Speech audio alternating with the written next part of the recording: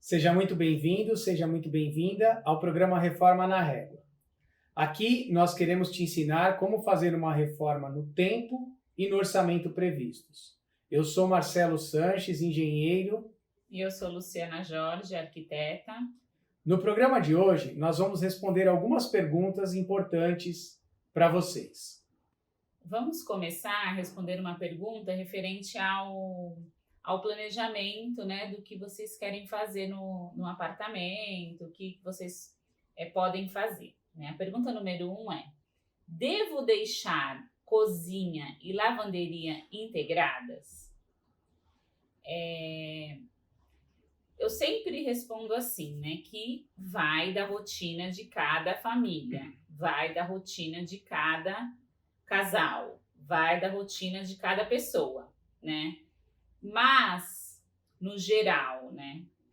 No geral, o ideal é manter uma divisão visual, né? Por quê? Porque a lavanderia era o lugar onde a gente guarda e armazena roupas penduradas, balde, vassoura, né? Essas coisas de limpeza. E, então, o ideal é que fique visualmente separada, né? Algumas pessoas, alguns apartamentos, eles são totalmente integrados. E algumas pessoas gostam disso, por quê? Porque na lavanderia que tem a janela. Então, através dela que tem a iluminação e a ventilação. Se você fechar ali, a cozinha vai ficar sem, né? Mas você pode fechar de uma forma que você consiga ainda manter, colocar uma ventilação permanente em cima, manter um vidro com alguma película jateada, alguma coisa que ainda passa a iluminação, né? Não tira totalmente a iluminação, né? Então, tem alguns recursos para você manter essa iluminação e essa ventilação que vem da lavanderia, né? Outra coisa também é importante você pensar como que é a sua cozinha em relação ao resto do apartamento, né? Se a sua cozinha ela pode ser integrada com a sala, e a sala ela tem a porta dela para varanda e tal, então aí não tem dúvida, você pode fechar entre a sala e a cozinha, colocar uma parede, uma porta bem fechada, né? Porque a sua sala vai estar passando para a cozinha essa ventilação e essa iluminação, né? Então, essa questão da dúvida entre devo deixar a cozinha e a lavanderia integradas? A minha resposta é: primeiro, depende da rotina de cada um, o que cada um gosta, né? Segundo, na maioria dos casos a gente fecha visualmente, né, para não ficar vendo roupa pendurada, para que a fritura ou o cheiro do que você fizer na cozinha não passe para as roupas que estarão lá na lavanderia, né? Então, a lavanderia em si, ela seria, na maioria dos casos, um lugar para ficar mais fechado, para você não ficar vendo, né? Com exceções, lógico, com exceções de tamanhos de apartamentos, enfim. Mas, na maioria dos casos, é interessante fechar se puder, né? Se precisar, como eu disse, da iluminação e da ventilação, fazer uma divisão que ainda aproveite de alguma forma a iluminação e a ventilação que vem da lavanderia. Certo? Segunda pergunta: devo integrar a cozinha com a sala? Então, é justamente, né, disso que a gente estava falando, né, quando eu citei a lavanderia com a cozinha. A cozinha com a sala é a mesma coisa. Primeira questão: depende da rotina de cada um, de cada família, de cada casal, né? Então, assim, se você gosta de cozinhar, conversando com as pessoas, né?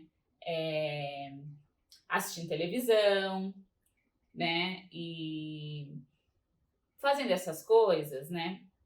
E assim, cuida, né, para que esse espaço da cozinha, como ele é integrado com a área social, para que quando você receba, ele esteja em condição de receber, né? Então, tem algumas coisas.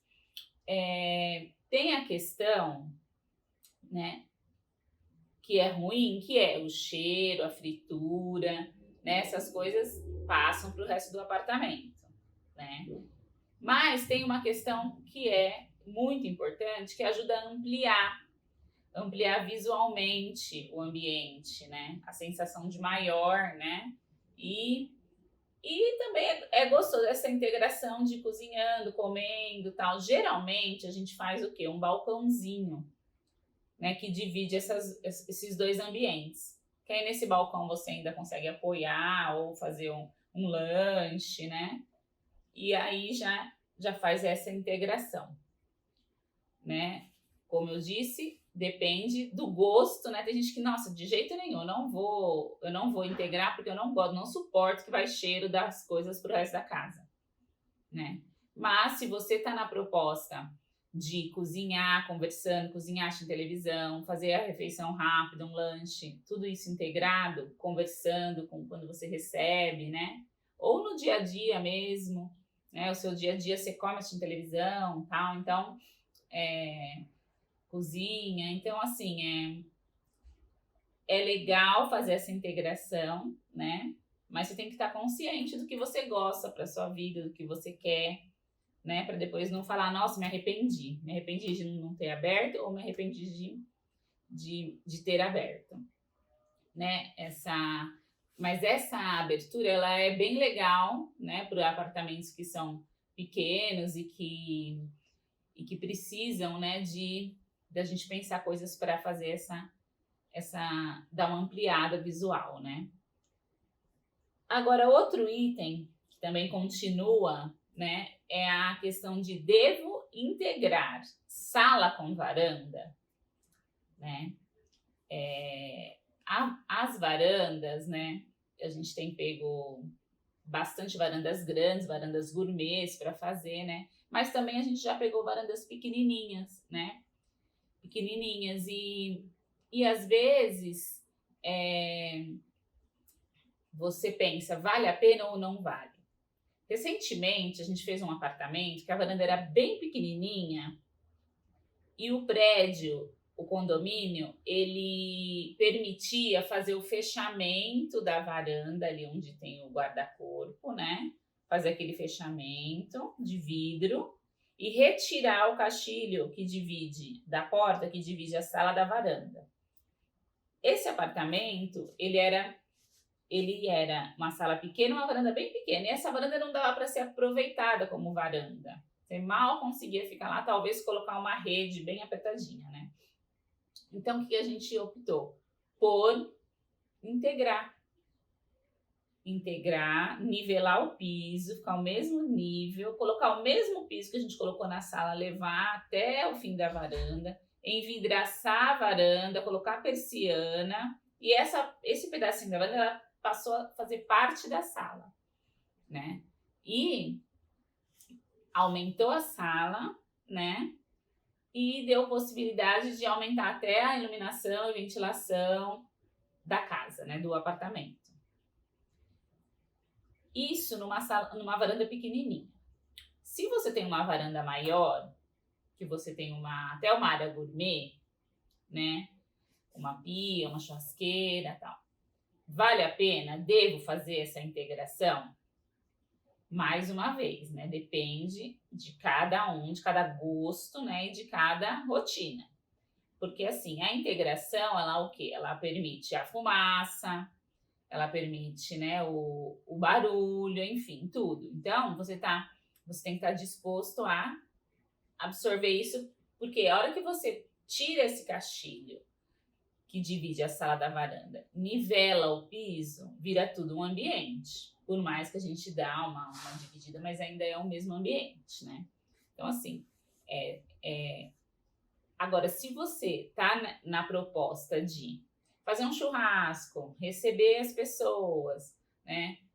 Junto, e usar o espaço da sala para isso também, para fazer parte desse momento, aí vale a pena, né? Então você pode fazer essa varanda integrada com o restante do apartamento, né? Mas você tem que estar ciente dessas questões, porque se você não gosta de sujeira, de carvão ou mais fumaça, na verdade, né? E cheiro, aí você tem que pensar bem para depois não se arrepender, né? Porque depois você vai ficar falando, nossa, não devia ter feito isso, tal. Mas se você, a sua prioridade é receber as pessoas, ter mais espaço para as pessoas ficarem, né? Então vale bastante a pena, né? Geralmente essa integração ela é feita nivelando o piso, né?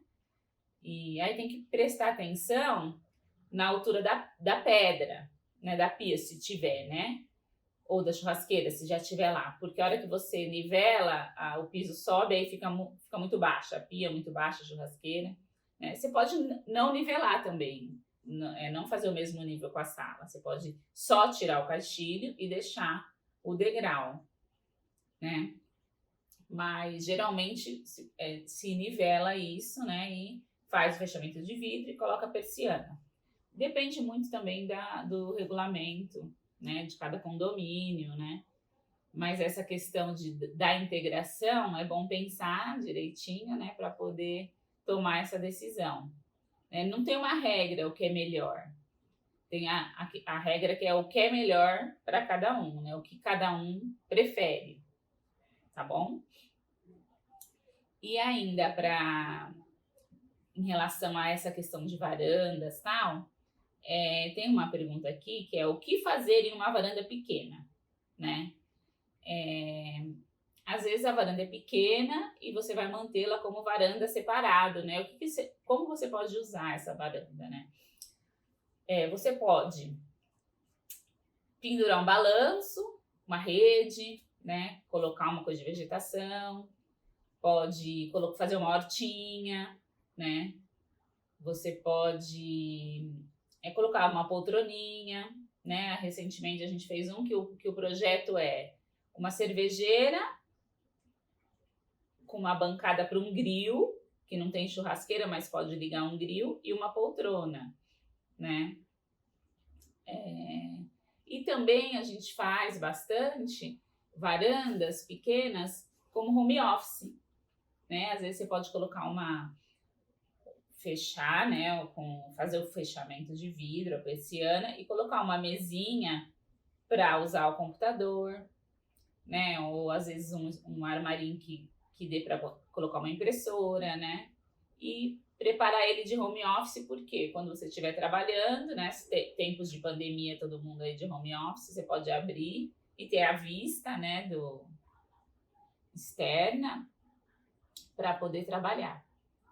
Né? Então, assim, nós já fizemos também varanda onde um casal colocou um frigobar e uma varanda pequena e um banco, né, com umas almofadas e tal. Então, assim, algumas ideias, né, que você pode usar em uma varanda. Ok? A próxima pergunta é: qual o primeiro passo da minha reforma? Bom, essa pergunta eu vou te responder de dois jeitos. O primeiro antes de tudo, você tem que pensar no planejamento. A gente já tem falado nisso há algum tempo, né? Então, vou considerar que essa fase você já resolveu, você já definiu todo o seu planejamento inicial, né? Com o arquiteto ou sem arquiteto, né? Você já fez essa fase inicial, mas aí você vai, de fato, começar a sua reforma. Qual é o primeiro passo? O primeiro passo, quando você vai iniciar a obra, é você certificar-se no condomínio qual é a documentação que você precisa entregar para iniciar a sua reforma. Por quê? Porque se você não fizer essa verificação, deixar para a última hora, a hora que você tiver com tudo já organizado para iniciar, você pode ter problemas no seu prédio, com relação a horário de entrada, horário de obras, dias de descer material. Às vezes você não pode descer material todos os dias, né, entulho, ou mesmo subir material para a obra. Então, essa parte de normas do condomínio para você fazer é o primeiro passo, né? E na sequência, também antes da execução, é você verificar a necessidade ou não de um engenheiro ou arquiteto se responsabilizando pela sua obra. Então você tem que fazer essa verificação se os seus serviços precisam ou não do profissional, e também se você vai fazer um seguro de obra, né? Esse também é importante. Então, essa pergunta, então eu respondo dessa forma. Acho que, resumindo, verificar no condomínio, verificar a necessidade do profissional e o seguro de obra. Os 3 primeiros passos, né? Eu falei, perguntaram o primeiro passo, estou falando os 3 primeiros passos para você, de fato, depois começar a sua reforma. Uma outra pergunta é: qual é a medida de um nicho do banheiro? Bom, não existe uma medida assim definida, mas existem padrões, né, médios de tamanho ideais para você fazer esse nicho. Você deve considerar mais ou menos que ele vai ter entre 60 centímetros de largura e 30 centímetros de altura. A profundidade vai depender da parede onde ele vai ser quebrado, né, para ele ser embutido. Tem paredes de apartamento de até 9 centímetros. Então, ele vai ter que ser menos do que 9 centímetros. O mínimo são 8 centímetros para você poder utilizar. O ideal, de 10 a 12 centímetros de profundidade, né? Então, a medida que você deve fazer para um nicho, quanto você deve quebrar, é 60 de largura, 30 de altura e de 8 a 12 centímetros de profundidade, né? 2 cuidados que você precisa ter. Primeiro, não certificar que não vai quebrar uma parede que é da fachada, né, que é da parte externa do prédio, que você pode quebrar a fachada do prédio, e aí você vai ter um transtorno muito grande, porque você vai ter que arrumar uma pessoa para fazer um serviço que vai descer de corda no prédio para poder fechar, ainda 2 serviços, vai ter que descer de corda para fechar o buraco e depois descer de corda para pintar o prédio, e esse custo vai ser seu, não vai ser do condomínio. Então, se você for fazer na fachada, você tem que tomar muito cuidado para não afetar a face do bloco que está na parte externa do prédio. Segundo cuidado que você tem que ter é impermeabilizar as superfícies desse nicho antes de fazer a instalação da pedra ou o outro que você comprar no home center pronto. Tem que impermeabilizar para não acontecer de infiltrar água para dentro do ambiente ou mesmo para a área externa, se ele tiver virado para embaixo da janela, normalmente, que é onde você tem a face externa do prédio. E a altura do nicho, que eu não falei em relação ao chão, o ideal é que ele fique de 90 a 1 metro o início dele. Então ele vai ficar ali com a altura final de 1,20 m, 1,30 m. É a altura ideal para ele ser colocado dentro do banheiro. Aí, na face externa, né, do nicho, normalmente a gente faz uma borda. Então, ele tem uma borda maior do que o tamanho do nicho para ele poder ser arrematado junto com o revestimento, ficar bem acabado, né? E ser feito essa borda de acabamento na hora que você fizer a fixação do nicho no vão em que ele foi feito para ele. Outra pergunta que a gente vai responder para vocês hoje é qual é a melhor argamassa e como calcular a quantidade. Tá? Existem inúmeros tipos de argamassa no mercado hoje, né? Qual é a melhor?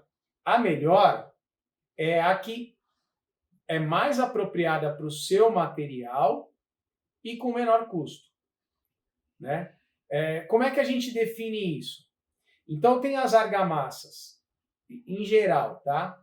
Tem uma argamassa comum. Essa argamassa comum, ela é cinza, só serve para revestimentos internos e de pequeno tamanho. Azulejos 20 por 20, até 30 por 30, que vão ser utilizados em paredes internas. Os azulejos grandes, de grandes formatos, revestimentos de grandes formatos, eles têm uma argamassa própria.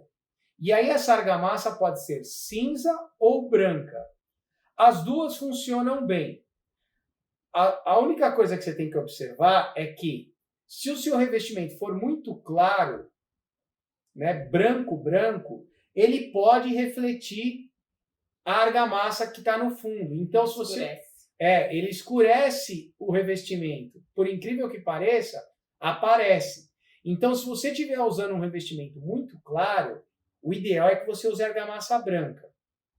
Se for um revestimento cinza, bege ou outra cor, você pode usar o revestimento, a argamassa cinza, né? A argamassa branca, por outro lado, ela tem uma capacidade de você pisar em cima dela, de tráfego, mais rápida, ou seja, ela seca mais rápido. Então, se você perguntar para o seu instalador, né, para o seu azulejista, ele sempre vai preferir a branca, porque ele consegue trabalhar com ela de forma mais rápida. Ele pode mais rápido subir em cima do revestimento para poder pisar. Mas não existe essa necessidade, vamos dizer assim, na maioria dos casos. Tá? Você pode usar cinza ou branca e a única coisa que você tem que ver é se o material não é muito claro, tá? Para usar a cinza e ela ficar refletida.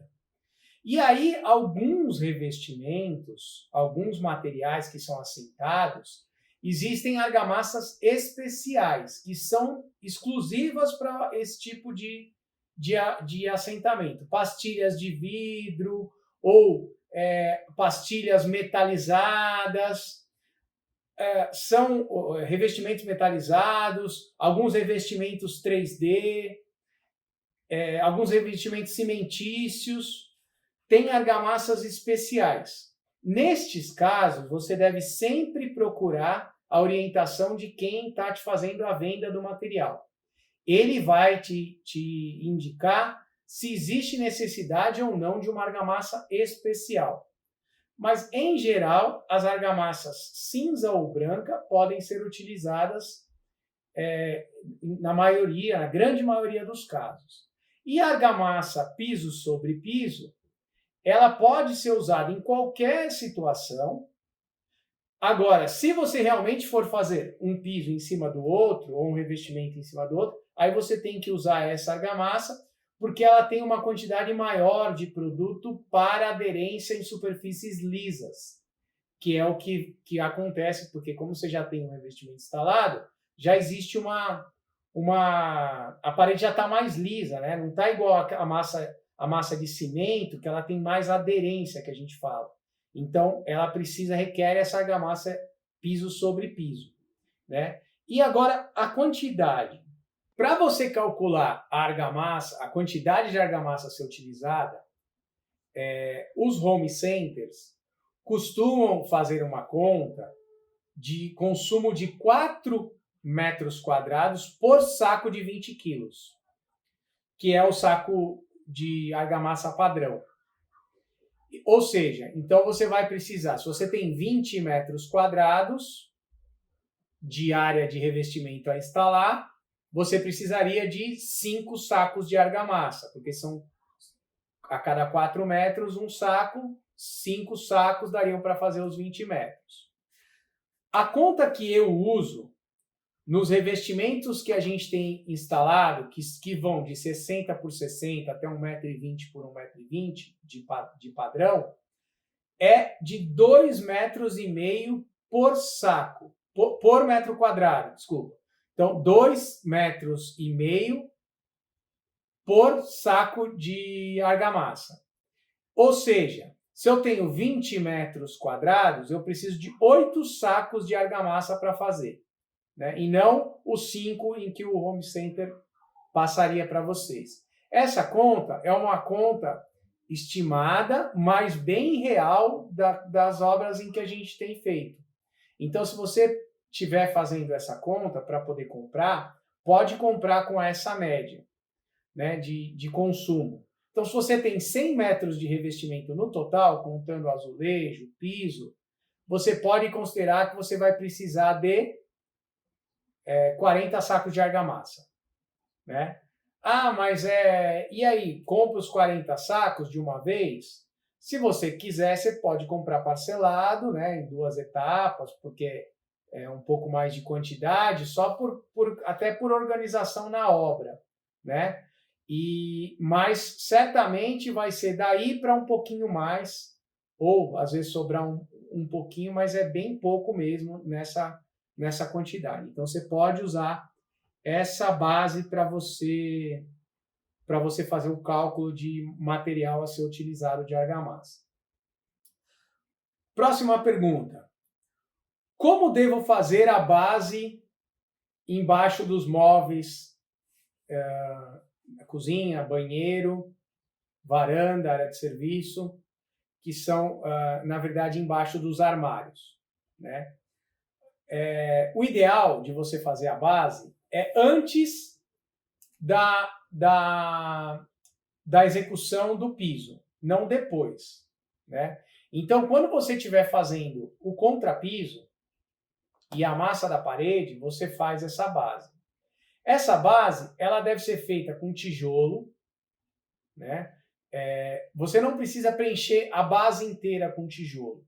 Se ela for muito grande, vamos dizer que você vai fazer em volta da pia inteira. Então, sua pia tem 2 metros, 3 metros de comprimento e você vai fazer, eu quero colocar em toda a pia, né? Embaixo de toda a pia. O ideal é que você use um material mais leve para fazer o preenchimento. Existe um material no mercado que chama argila expandida ou sinazita, que são umas bolinhas assim, leves, e são utilizadas para esse tipo de enchimento. Então, você deve utilizar esse tipo de material para fazer o enchimento, não fazer com o resto de entulho ou outro material mais pesado, principalmente se você tiver fazendo uma base maior. A base de banheiro, que ela tem ali a medida do lavatório, normalmente, que tem em torno de 70 centímetros por 50, 70 por 45, esse é o tamanho do lavatório. Então, a base vai ter em torno de 60 por 40 ou 60 por 35, porque ela tem que ser menor do que o lavatório. Essa, como ela é pequenininha, você pode até encher com o entulho da obra, porque vai fazer pouca diferença. Agora, em áreas maiores, é ideal você fazer uma fiada de tijolo por fora e preencher o miolo com material leve. E depois, uma massa de cimento e areia por cima para fazer essa vedação. Na frente da base, normalmente, a gente usa o próprio revestimento do piso fazendo um rodapé. Então, com o próprio piso, você faz um rodapé fechando a base e em cima é cimentado, cimento e areia, a base está pronta. É uma peça bem simples de fazer e tem muita proteção para os seus móveis, porque os móveis ficam apoiados direto, né, em vez de ficar direto soltos, né, ou apoiado no chão, tem que colocar pezinho. Depois é uma área para limpeza que você não consegue colocar nada. Então é o ideal você fazer a base. Ela é simples, o pedreiro tem condição de fazer e depois você não vai se arrepender de ter essa base nas suas peças, nos seus móveis, com certeza. Outra pergunta. Quantas lâmpadas eu posso ligar juntas em um interruptor? Bom, se eu fosse responder essa pergunta há 5 anos atrás, eu falaria para você que a gente tinha que calcular mesmo. Porque as lâmpadas, até 5 anos atrás, a maioria das lâmpadas eram incandescentes, ou mesmo as lâmpadas especiais, elas tinham uma potência muito alta. Elas consumiam aí em torno de 60 até 100 watts de energia por lâmpada. Então, para um único interruptor, para um único circuito que a gente fala, né, que é onde ele está ligado, você poderia ligar aí na faixa de 10 a 12 lâmpadas. Só que agora, né, toda a iluminação, basicamente, que nós temos, quase 90% das luminárias, utilizam lâmpadas a LED. E o consumo da lâmpada LED, ele é em torno de 8 a 12 watts. Ou seja, caiu aí para quase 10% para cada lâmpada a sua potência, né? O consumo de energia é muito pequeno. Então, basicamente, ficou infinito a quantidade de luminárias. Lógico que não é infinito. Eu posso colocar 100 lâmpadas. Não.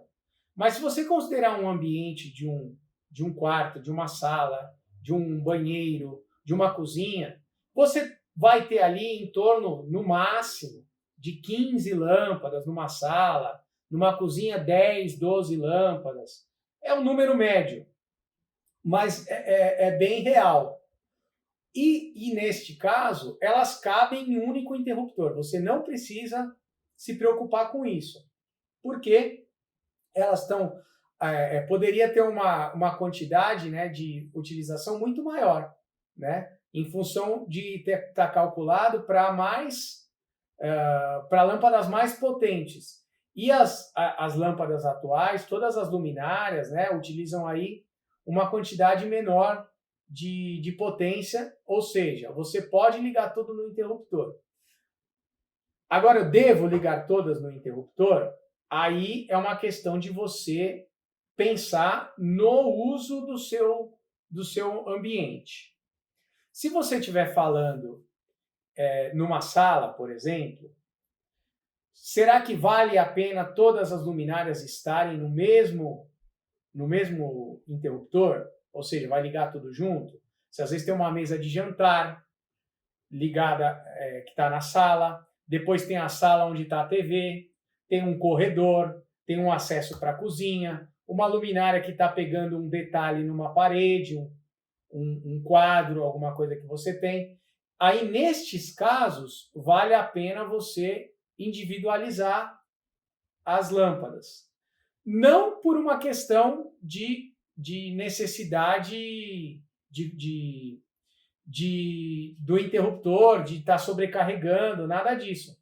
Mas, na verdade, para você fazer realmente um jogo de cena, poder trabalhar as suas luzes de acordo com o seu uso.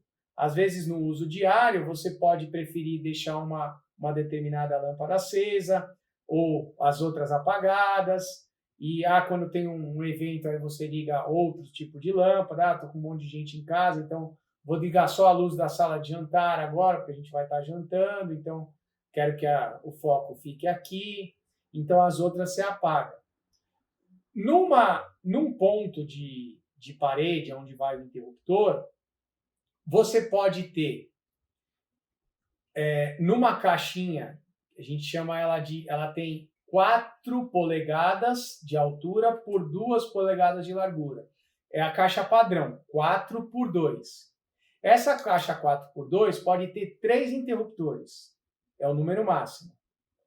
E uma caixa 4x4, que é 4 polegadas por 4 polegadas, que é uma caixa quadrada de 10 por 10 centímetros, essa caixa cabem até 6 interruptores.